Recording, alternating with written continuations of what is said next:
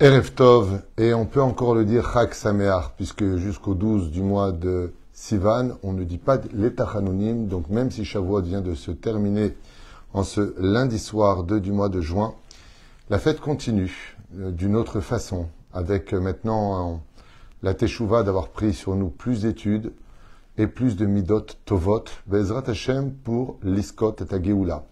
Cet après-midi, chers amis, au Bet Midrash, pendant notre cours en l'honneur de la fête de Shavuot, on a constaté dans notre étude qu'une des réponses que rapporte le Midrash dans le livre Tzar Agadot HaTorah, pris du Talmud, que la raison principale qui retarde le plus sa Géoula, c'est quand on ne cesse de se plaindre au lieu de s'améliorer dans nos vertus.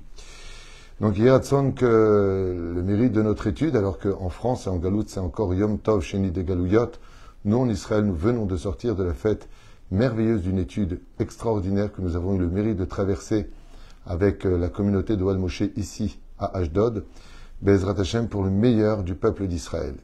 Nous avons deux shiurim ce soir, l'un après l'autre, qui sont donc pour un offert par notre ami Jacques Lévi Ayakar, Shachem Evarech Oto Bechol Asherlo, et ce shiur est pour l'élévation de l'âme de sa merveilleuse maman, Tzipora Bat Dina, Alea Shalom. Roi Hashem tenachena began Eden Elion v'chol hashorot ima bichlal arachami v'aselichot v'chen yehi ratzon v'nomar amen, et que chaque mot d'étude de cette Torah yalela li sruta bashamaim. Une dédicace de la part de son fils, mon cher et tendre ami, qui dit comme ça, marqué très jeune par le décès de son père en 1942 alors qu'elle n'avait que 16 ans, ma mère a su, avec patience et persévérance, réaliser des projets et faire face aux défis de la vie. De son mariage avec Jean, en 1949, naquirent 4 enfants auxquels elle inculqua les règles élémentaires du savoir-vivre, le Derech Eretz, qu'elle aura su relier à celle de la tradition juive, comme je le disais, très courageuse, assurant ainsi la stabilité des bases morales et religieuses. Pour une éducation authentique, ma mère n'a cessé de nous encourager sur le chemin de la réussite en mettant en exergue ces mots de Victor Hugo, pour le citer, toujours plus loin. Dans le silence de son absence, j'entends encore sa voix forte, adéquate à sa rigueur et tendre, conforme à sa bonté. Exigeante et bienveillante, elle continue telle une étoile dans le firmament d'être une fière maman, fière de toute sa descendance. Donc, un message de son fils, merci maman pour ta confiance, que son souvenir soit béni et associé au peuple d'Israël, au retour de tous nos otages, à tous nos chayalim, qui défendent l'honneur de notre pays, à la guérison de tous les blessés, la consolation de toutes les familles endeuillées. Je pense que, mon cher ami Jacques, tout a été dit ici. Merci pour ces belles paroles, pour ta maman si exceptionnelle, qui a su mêler bonté et rigueur sur la droiture du chemin de la Torah et des mitzvot, pour qui ce shiur nous est Be'ezrat Hashem, dédié justement, tu me donnes une idée, de reparler d'un sujet qui est le Derech Eretz. Alors c'est un sujet que tout le monde sait, que tout le monde connaît. Nous sommes ce soir, lundi soir, Zayin, puisque nous sommes déjà le soir du mois de Sivan, qui est le réel jour où on a reçu la Torah selon la Gemara dans Masechet Shabbat, Be'ezrat Hashem Itbarach, pour lequel il faudrait revenir sur un point tellement essentiel que j'ai étudié d'ailleurs aussi à travers des enseignements du saint et vénéré Chafetz Chaim, qui explique que le Derech Eretz n'est pas une mida qui se lie à travers le comportement, mais aussi le savoir parler. Comme par exemple de parler des uns et de parler des autres, c'est un manque de savoir-vivre. Ça ne se dit pas.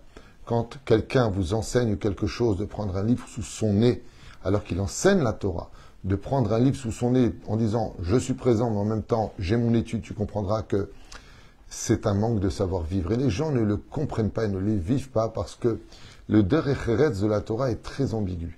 Il est celui qui précède dans les formes universelles le savoir-vivre général, savoir dire merci, au revoir, bonjour, je vous en prie, savoir s'excuser.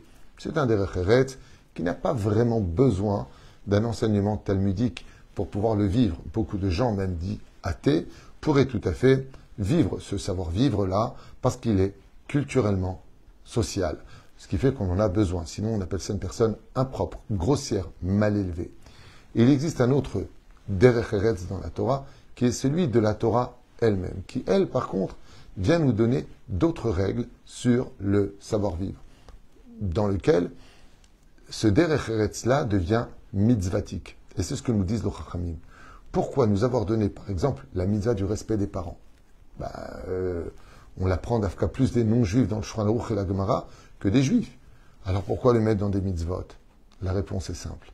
Pour donner du mérite à Israël que même les choses les plus bêtes et les plus sociales, duquel d'être droit dans le travail, est-ce que ce serait une mitzvah ou est-ce que ce serait une obligation? Eh bien, c'est d'être tordu, tu te fais attraper et tu vas devant des tribunaux laïques chez les non-juifs. Donc ce n'est pas forcément relié à la Torah. La Torah vient nous dire que le derech eretz, qu'il soit universellement connu ou qu'il soit toraïque, a un mérite parce que pour nous les juifs, Dieu nous l'a donné en cadeau comme étant justement un mérite, une mitzvah. Ce qui fait que d'être poli dans le judaïsme chez nous fait partie des règles élémentaires du savoir-vivre, parce que c'est une mitzvah. Cela vient engendrer une autre réflexion, qui vient nous dire que si en réalité nous n'avions pas eu la Torah, nous n'aurions donc pas eu à utiliser ce mode d'emploi, c'est-à-dire le minimum de la base du derech eretz, la reconnaissance. La Torah vient nous dire que tout celui qui n'a pas de reconnaissance pour le bien qu'on lui a prodigué n'a pas commencé à rentrer la moindre unité de Torah en lui. Pourquoi? Parce que la reconnaissance est le plateau qui relève toutes les mitzvot de la Torah. On t'a fait du bien, ne l'oublie pas. Et c'est pour cela que la mitzvah du respect de la mère et du père est imechavet avicha tiraou, tu craindras ta mère et ton père, nous est donnée comme une mitzvah des 613 mitzvot de la Torah, comme on l'a lu cette nuit, pendant le seder des 613 mitzvot, à lire dans la liste. Ainsi donc, on voit que notre Torah nous prend en charge, va nous cadrer pour, un, nous donner du mérite, deux, nous apprendre le savoir-vivre. Quel savoir-vivre? Le savoir-vivre de savoir que toute ta vie et ton bonheur, tu le dois à tes parents. Qu'ils soient tordus ou qu'ils ne le soient pas, qu'ils méritent ou pas, tu te dois de les respecter. Parce que le savoir-vivre sera à la base de honore ton père et ta mère, mais qui vient après de je suis l'Éternel, ton Dieu, qui t'ai fait sortir du pays d'Égypte. Tout comme tu comprendras que tu dois respecter Dieu. Mais lui non plus ne te fait pas tout le temps du bien, on pourrait dire d'une certaine façon. Beaucoup d'épreuves, de maladies, de mauvaises nouvelles, et aussi de bonnes nouvelles. Et pourtant, on a toujours craint Dieu et on aime Dieu. Sur quelle base sommes-nous basés? On ne juge pas Dieu. De la même façon, on ne juge pas ses parents. On peut s'en éloigner dans des cas de toxicité, mais de façon générale, nous n'avons pas manqué de respect. Alors, revenons un petit peu sur ces deux mots magiques, derech, eretz, chemin de la terre. Pour dire que celui qui veut marcher sur le chemin de la terre et laisser une bonne empreinte, se doit d'avoir une relation très particulière avec son entourage, de posséder ce que nous avons souvent cité dans nos cours, un bon nom. Mais le derech eretz, le problème qu'on a avec lui, c'est qu'il est empreint de bon et de mauvais. Je vais m'expliquer. Nous avons tous en nous des choses que nous connaissons comme étant mauvaises. Faut pas être jaloux, faut pas mentir, faut pas être orgueilleux, faut pas se mettre en colère, et ainsi de suite. Et de l'autre côté, on va apprendre que justement, des fois dans la vie, il faut se mettre en colère. Des fois dans la vie, il faut faire preuve d'un peu d'orgueil. Tiens donc, des fois dans la vie, il faut savoir un peu mentir. Alors, je ne comprends pas. Dieu déteste les menteurs, et de l'autre côté, il faut un peu mentir. De quoi est-ce que tu parles? Viens la Torah et nous dit, à propos du savoir-vivre, que le savoir-vivre, c'est comme des épices. C'est-à-dire que les épices vont donner du goût, mais trop d'épices falsifie le goût et deviendrait immangeable. Trop de poivre, trop de sel, trop piquant, je ne peux pas le consommer. Mais de l'autre côté, la jalousie emmène l'homme à sa perte. Comme c'est marqué, Akin'a, Akavod, Vatava, Mutzim et Adamina Olam. La jalousie, la poursuite des honneurs, et les envies retiraient un homme de ce monde avant l'heure. Mais si j'ai pas envie, j'ai plus d'ambition. Et si je ne suis pas jaloux, alors je ne pourrai pas non plus évoluer. Ce qui fait que ce sont les doses prescrites pour lesquelles nous allons utiliser le Yetzeratov dans le Yetzerara, le Yetzerara dans le Yetzeratov, qui vont nous donner l'équilibre du savoir-vivre. Et prenons des exemples. Nous avons parlé de la colère. Quand le nom de Dieu est bafoué, et que toi tu restes calme, tu montres un manque d'empathie vis-à-vis d'Hachem. Et c'est pour cela que les plus grands d'Israël, comme Isaïe, comme le prophète Eliaou, comme Pinchas ben Elazar ben Aaron Cohen, comme Moshe Rabbeinu et comme Dieu lui-même, des fois vont se mettre en colère. Mais cette colère, la différence qu'il y a, c'est qu'elle ne vient pas de la pulsion animale, elle vient de l'intellect. C'est-à-dire que quand on voit que trop, c'est trop, qu'on est en train d'être abusé, qu'on a pris notre gentillesse pour de la faiblesse, alors des fois on va mettre les points sur les i. Et on va utiliser cette mauvaise vertu avec une bonne mesure. Et c'est pour cela qu'en hébreu, le mot vertu ne se traduit pas de façon ni positive ni négative. Le mot vertu se dit midot, mesure. C'est-à-dire utiliser la bonne mesure pour régler un problème. Traduisons les choses beaucoup plus clairement. Si ma colère est utile pour améliorer la situation, c'est une bonne colère. Mais si ma colère vient nous séparer, creuser encore plus le fossé et mettre en porte-à-faux les autres, voire les humilier, c'est une vertu négative. C'est une mida exagérée. Et donc, qu'est-ce qui se passe? Derer Eretz. Prenons le cas de la chaussure. Quand on porte des chaussures qui sont trop petites, on ne peut pas avancer parce que nos orteils souffrent à l'intérieur. Ils sont recoquillés sur lui-même. Quand on porte des chaussures qui sont trop grandes, on va tomber tous les 2 mètres. Pourquoi? Parce que l'appui de nos orteils ne va pas correspondre à la mesure de la chaussure. C'est ça les midot derer eretz. Permettre de permettre à l'autrui et à nous-mêmes de pouvoir marcher avec des bonnes chaussures qui nous tiennent bien la randonnée qu'est notre existence sur Terre. Trouver la bonne mesure, ce qui fait que si des fois, comme certaines personnes qui comprennent qu'avec la douceur, il y en a d'autres qui comprennent qu'avec la dureté. Il faut savoir, un peu à l'image de la maman de notre ami, le professeur Lévy, Jacques Lévy, de trouver la bonne mesure, dureté, bonté et rigueur. Si je suis que bonté, je prendrai un coup de pied au derrière, nous dit le Talmud. Vaïvat et Shroum, vaïvat. À force de tout donner, en fin de compte, on prend tout pour un acquis.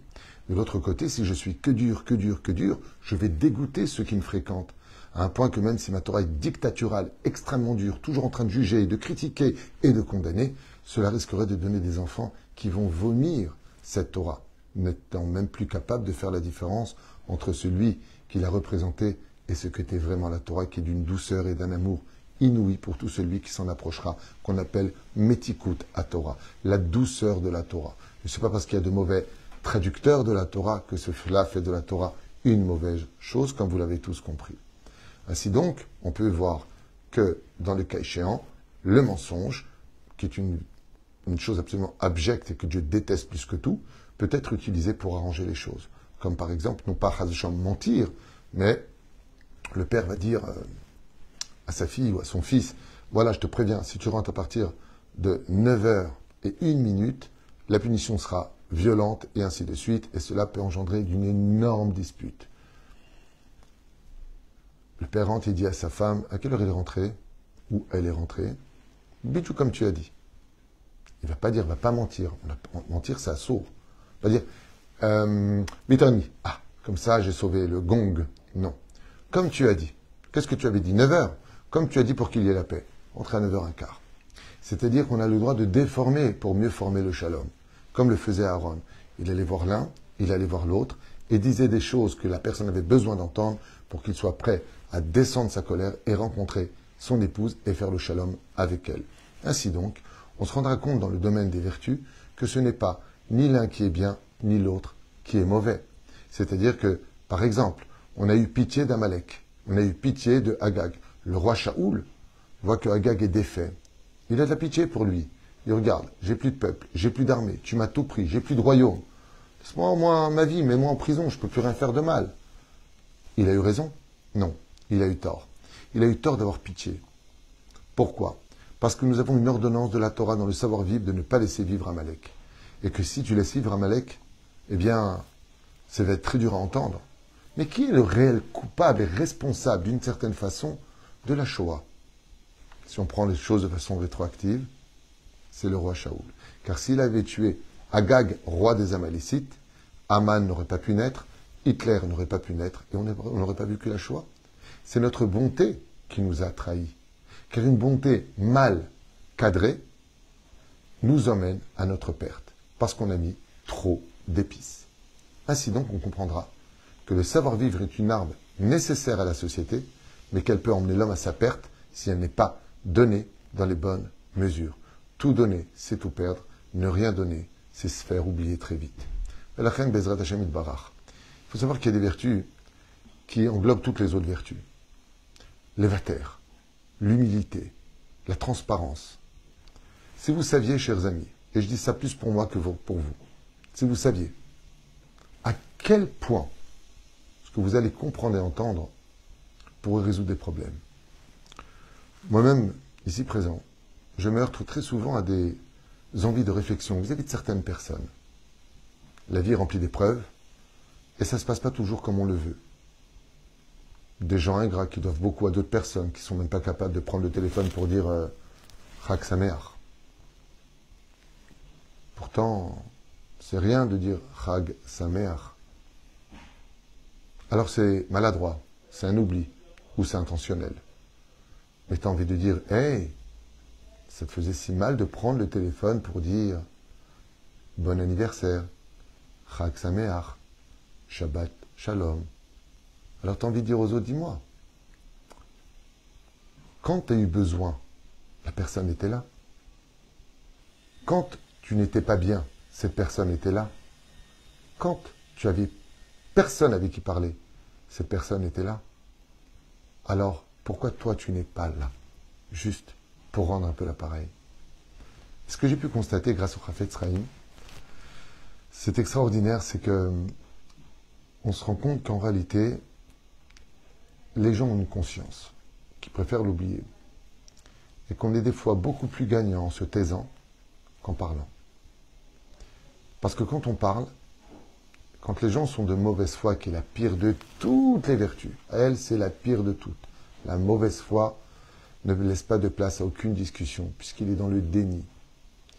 Mais des fois de parler, de relever des défis pour la résonance de l'autre, va t'amener à plus mettre le feu à ce qui existait comme une étincelle. Et je me rends compte que s'il y a vraiment une vertu qui est exceptionnelle, c'est celle du silence. Pas de l'abstinence, mais du silence. En se disant qu'en fin de compte, mieux vaut parler à des êtres qui nous écoutent, qui savent la vérité, et de parler à Dieu. De parler à Dieu qui change des cœurs de pierre en cœurs de chair. De parler à Hachem que la Géoula vient vite, et que le savoir-vivre retombe sur terre. La Vatranout, cette extraordinaire vertu de laisser tomber, de rester transparent, de ne pas tenir compte, de laisser couler les choses, apporte à l'homme cette vertu si essentielle à notre judaïsme, l'humilité, ne pas relever. On m'a envoyé des vidéos, par exemple, si je peux me permettre, d'une personne musulmane qui, en France, a pris des vidéos, des épisodes de vidéos qui datent d'il y a 15 ans ou 13 ans, je ne sais pas exactement, et qui fait le buzz avec le rabbin David Twitou, Alors on m'a montré ces deux vidéos qui m'ont d'ailleurs un peu fait rire, surtout qu'il y en a une qui a été apparemment trafiquée, puisque une des choses qui a été dite, j'ai l'original de la vidéo, ce n'est pas les mots que j'ai utilisés, mais sorti du contexte, ça ne peut qu'attisser la haine. Voilà les rabbins, voilà les juifs. Allez, on rajoute sur le conflit israélo-palestinien, on rajoute et on rajoute et on rajoute. Et c'est dans les réseaux sociaux et des milliers de partages et de la haine diffusée et tellement de choses. Il y a deux façons d'agir. Parler de cette personne pour lui faire du buzz en plus, lui donner trop d'importance, tellement ignoré de la société, mais qui brille aujourd'hui au lieu à travers cette haine qui me vise personnellement. Ou alors rester indifférent. Après tout, on ne peut parler que des diamants. Donc au moins, moi j'existe, parce qu'on parle de moi. Merci pour la pub. Mais même si c'est une mauvaise pub, merci quand même pour la pub. Mais c'était juste pour retenir un petit peu, d'ailleurs je demanderai aux juifs de ne pas tomber dans le piège de ce genre de vidéo, où je vous invite à aller voir le cours dans son originalité, où j'explique certaines choses qui sont dites, et je cite des faits qu'on est en train de vivre aujourd'hui en 2025. C'est une vidéo qui date de 2012. Je suis beaucoup plus jeune. Et on est en train de vivre ce que je dis là-bas. Et c'est pas fini. Le pire, c'est que les textes que j'ai lus en le disant, c'est vrai que j'avais un ton un peu hard quand j'ai fait cette vidéo, parce que j'avais la nièce d'un très bon ami à moi qui avait été malheureusement agressés. La police avait dit ils ne peuvent rien faire. Et ça m'avait mis vraiment en état de colère intérieure. Donc le ton était un peu agressif. Je m'en excuse, mais le contexte, les mots, sont des mots véridiques qu'on est en train de vivre aujourd'hui en 2025. Donc excusez-nous des fois de citer des textes de nos prophètes il y a plus de 3500 ans, 3000 ans exactement, pour partager avec la communauté juive des textes bibliques et non pas des opinions personnelles que vous pourrez retrouver en français ou en arabe sur vos sites. Les mêmes mots que j'ai dit sont marqués noir sur blanc. Et je ferai payer aux nations le mal que vous avez fait à Israël. C'est marqué dans Ézéchiel, c'est marqué dans Isaïe, c'est marqué. C'est des textes, chers amis. Après, on y croit, on n'y croit pas, on préfère Nostradamus. Chacun ses choix. Mais enfin bon, revenons à ce que nous sommes, nous, Am Israël, le peuple de la Bible qui traversons l'histoire malgré les détritus que nous trouvons sur notre chemin. Oufren, juste pour compléter ça, j'aimerais raconter une histoire qui a été racontée cet après-midi, alors que cette histoire, je l'avais justement entendue la semaine d'avant. Et quand il a raconté aujourd'hui, ça m'a vraiment donné envie de la repartager avec vous. Bezrat Hashem chez Amerlo Lesrout. Les midotes que nous avons ne trahissent jamais un homme. C'est-à-dire que si une bouteille de parfum est belle, elle attire l'œil. Une Torah attire l'œil. Mais ce qui importe le plus, c'est son odeur. Et les odeurs, c'est le savoir-vivre. C'est-à-dire que si je prends du parfum qui sent bon, c'est les midotes, c'est les vertus, et la bouteille, c'est la Torah. Notre Torah est belle. On ne dit pas d'une odeur, c'est une belle odeur. On dit c'est une bonne odeur. Midot tovot, bonne midot. Ainsi donc, il faut savoir que chaque fois, on fera preuve, Bezrat Hashem, d'humilité, de transparence, de ne pas s'arrêter à la bêtise bestiale des autres, de surmonter un petit peu tout ça, je dirais presque à la limite de ne pas perdre son temps, à essayer de tout le temps tout justifier, tout prouver, même s'il est très important d'avoir un bon nom. Il faut savoir que chaque fois qu'une personne sera capable d'avoir une vraie émouna en Dieu, il surmontera tout. Et quel rapport entre la émouna et les bonnes midotes? Eh bien, l'un ne va pas sans l'autre. Parce que si on avait plus d'émouna en Dieu, si on avait plus confiance en Dieu, on aurait beaucoup moins de colère en nous, beaucoup moins de mensonges en nous, beaucoup moins de mauvaises choses en nous. La foi est reliée à la vertu. Parce que quand tu sais que Dieu voit tout, Dieu sait tout, et que rien ne peut lui échapper, et que tu veux que justice soit faite, t'inquiète pas. Lui, il voit tout, mais moi, je reste à ma place. 2 histoires à raconter que nous avons eu le plaisir d'entendre cet après-midi avant la prière de Mincha de Shavuot. Baruch Hashem. Jonathan et Yoel. La première histoire, c'est l'histoire d'une femme qui s'appelle Sarah. Sarah est une fille très intelligente, très cultivée, qui possède des diplômes et qui cherche une place. Il trouve une place dans une très grande usine et une amie à elle, du nom de Rivka, mariée.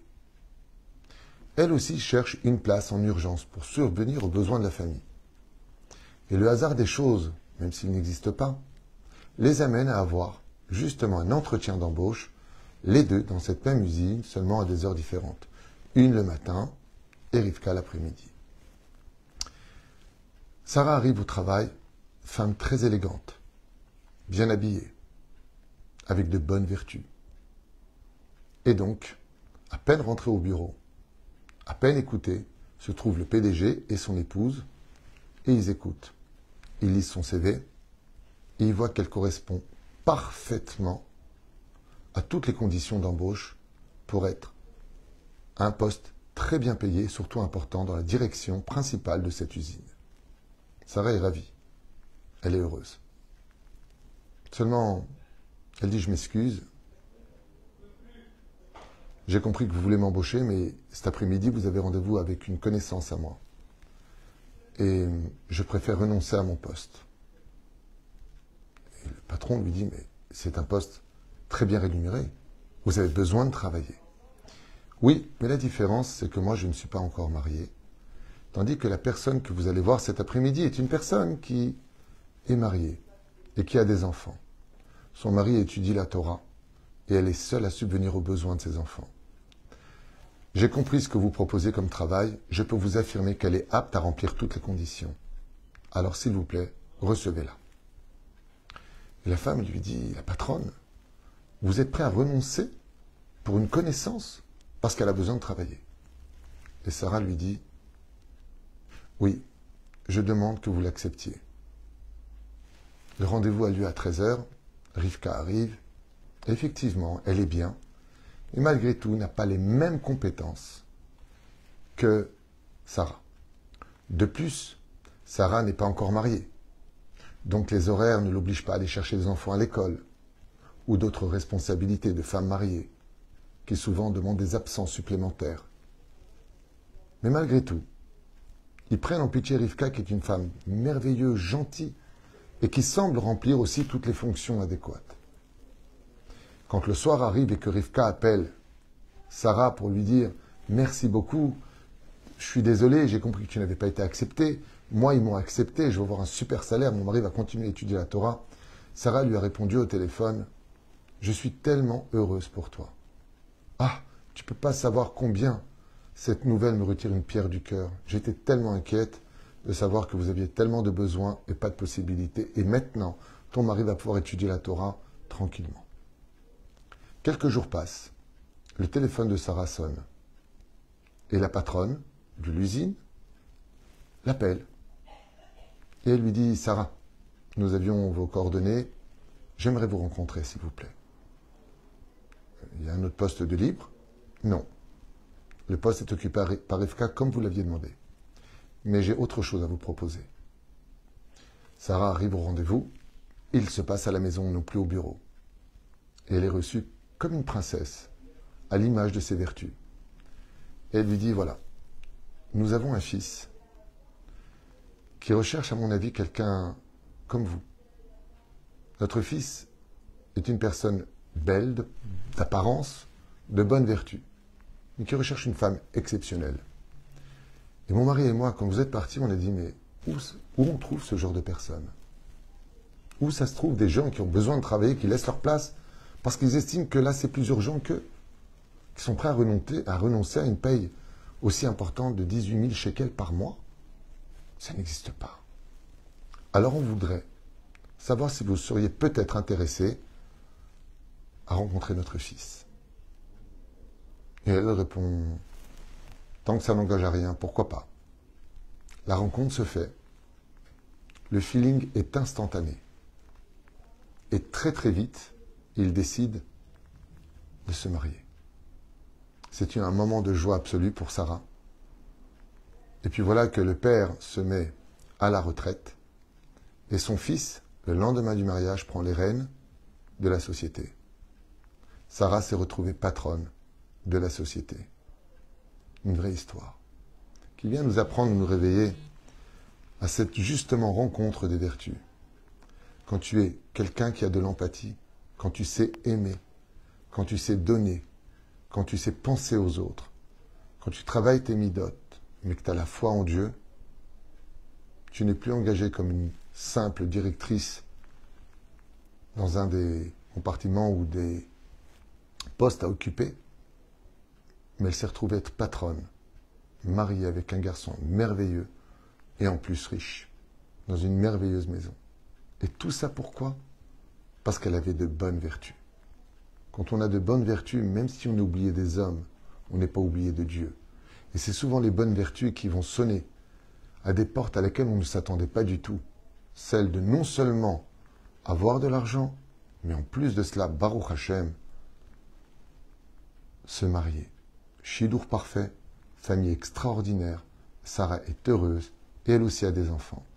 Rivka est devenue sa meilleure amie, tout le monde y a trouvé son compte. La vertu principale du savoir-vivre, c'est de laisser une place à l'autre dans l'existence. Tant que bien sûr on ne parle pas de incompatibilité ou de situations difficiles, mais c'est juste ça qui nous permettra, Bezrat Hashem, de retenir. La deuxième histoire a été racontée par le Rav Raphaël Abouhatsera, qui a été racontée cet après-midi par, je crois que c'était Yoel, si je ne m'abuse. Et j'avais aussi entendu cette histoire, mais il a raconté clairement aujourd'hui, et je pense qu'elle mérite d'être partagée avec vous. Quelqu'un est venu voir le Rav Abouhatsera pour lui expliquer sa situation très très compliquée financière, où il n'arrive pas à payer son loyer de 7500 shekels, qui a 10 enfants à la maison, qu'il avait un travail et qu'il a perdu son travail à cause du Covid. Une situation désobligeante qui a coulé la famille. Et donc, faisant appel à toute aide possible, ils espéraient avoir une maison du Migour, ce qui correspondrait en France aux HLM, où les prix sont extrêmement réduits, c'est 700 shekels par mois, au lieu de payer 7000 et quelques shekels par mois. Et pour cela, le Rav Abu Hatzer à Raphaël lui a dit, va chez le Yanouka, va prendre une bracha chez le Yanouka. Après 2h30 et plus d'attente, ils arrivent chez le Yanouka. Il explique sa situation au Rav, et le Rav, en guise de réponse, lui donne une pomme dans les mains. Et lui dit, bracha ve'atzlacha. Réussite sur ton chemin, prends cette pomme. C'est tout. C'est tout. Il rentre chez lui, sa femme l'attend, et lui dit, alors, il y a eu la mer Rouge qui s'est ouverte, il y a eu un événement. Il répond, mais il m'a donné une pomme. Alors sa femme a dit, alors mangeons cette pomme. Tous. C'est peut-être une ségoula. Et voilà, qu'ils étaient en train le lendemain d'éplucher cette pomme, tous les enfants autour de la table, et le père épluche la pomme. Et comme ils sont avec 10 enfants, il coupe 10 morceaux d'enfants, et il les pousse, chaque morceau devant chaque enfant, devant sa femme et devant lui, pour qu'ensemble ils disent la bénédiction de Boré Péri Haetz et mangent chacun tout petit morceau de pomme. Seulement, au moment où il a fini de couper le dernier morceau qu'il a mis devant l'enfant, on tape à la porte. La mère se lève et il voit une délégation de 2 personnes de la mairie qui sont venues vérifier la situation précaire de cette famille, à savoir s'ils étaient une priorité sur les autres familles en attente d'avoir une maison d'HLM en Israël. À peine rentré, observant la scène, que chacun avait un tout petit morceau de pomme devant lui, ils se regardaient en disant, ici, il n'y a même pas besoin de poser de questions, si vous en êtes au point d'avoir une pomme pour 10 personnes, il est évident que vous êtes une priorité pour avoir un appartement. Les Ederech Haïmouna, d'aller voir la Torah, d'aller voir les Talmidei Chachamim, et des fois un tout petit geste peut apporter de grands appartements. Et encore d'autres histoires à partager, en vous souhaitant Bezrat Hashem, Bracha Revacha Ve'atzlacha, et que chaque mot de cette étude, Bezrat Hashem Yalet Nishmata, Shel HaTzadika Shelcha Lebet Olama Tzipora, Bat Dina, et Tor Shahar Kol Bnot Israël. Kotou Velitraot, j'ai encore un cours à faire, pour ceux que ça intéresse sur la Birkat Kohanim et ses ségoulottes. Kotou Velitraot.